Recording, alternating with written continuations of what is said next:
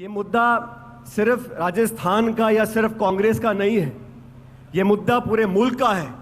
और मुझे खुशी है कि कांग्रेस पार्टी ने अपनी ऐतिहासिक जिम्मेदारी को समझा और हम सब लोगों ने समूचे देश में, जैसा वेणुगोपाल जी आपको बताएंगे, पूरे देश में विपक्ष की आवाज़ को मजबूत करने के लिए, नागरिकों के संवैधानिक अधिकारों को पुख्ता करने के लिए, केंद्र की बैठी हुई सरकार को जगाने के लिए जो जागरूकता करनी है, उसकी जिम्मेदारी का सबसे बड़ा अगर बोझ किसी के ऊपर है तो हमारे आपके ऊपर है, कांग्रेस पार्टी के ऊपर है।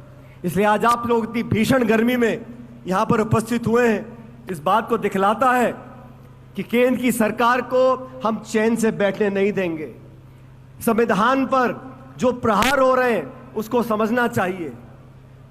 संविधान की रक्षा की बात राहुल गांधी जी क्यों करते हैं? ऐसा नहीं है कि भाजपा के लोग नादान हैं, वो संविधान को फाड़ के नहीं फेंक रहे, लेकिन संविधान के जो प्रावधान हैं, संवैधानिक जो संस्थाएं हैं, उनको जानबूझकर नीतिगत तरीके से खोखला करने का काम कर रहे हैं।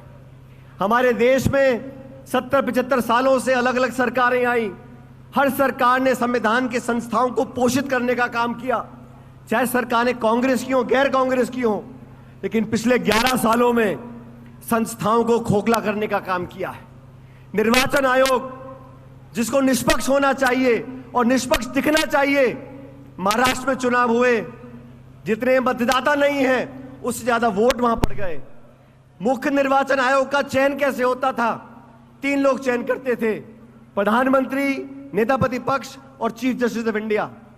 संशोधन लेकर आ गए, चीफ जस्टिस को हटा दिया, अब प्रधानमंत्री, मंत्री और नेता प्रतिपक्ष, 3 लोग में से 2 का बहुमत होगा, जिस मर्जी को आप निर्वाचन आयोग का अधिकारी बना सकते हो, अध्यक्ष बना सकते हो। तो संस्थाओं को जानबूझकर कमजोर करने का काम किया जा रहा है। इसलिए हमें आह्वान करना पड़ेगा, राजनीति से ऊपर उठकर तमाम विपक्ष के दल एकजुट हो चुके हैं और हम कांग्रेस के लोगों की ये जिम्मेदारी बनती है कि सबसे अग्रिम पगड़ी पे खड़े होकर हमें अपने संविधान की रक्षा करनी है। मैं धन्यवाद देना चाहता हूं खड़गे जी आपका और राहुल गांधी जी का कि 2025 का जो साल है, ये पूरा साल संगठन को समर्पित किया है।